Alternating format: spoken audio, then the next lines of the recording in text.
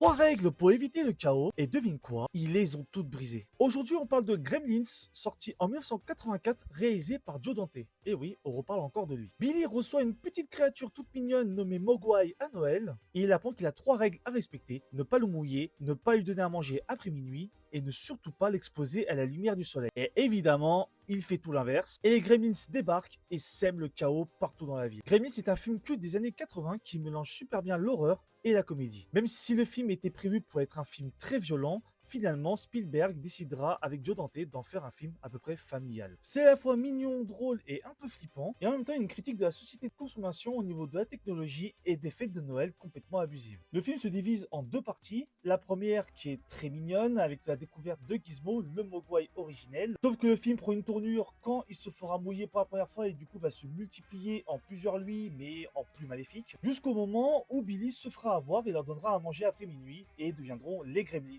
ce qui donnera la deuxième partie du film beaucoup plus horrifique, beaucoup plus drôle et beaucoup plus déjanté. À chaque fois que je visionne ce film, je suis toujours surpris de la qualité des effets spéciaux. Bon, déjà, il y en a presque pas en vrai.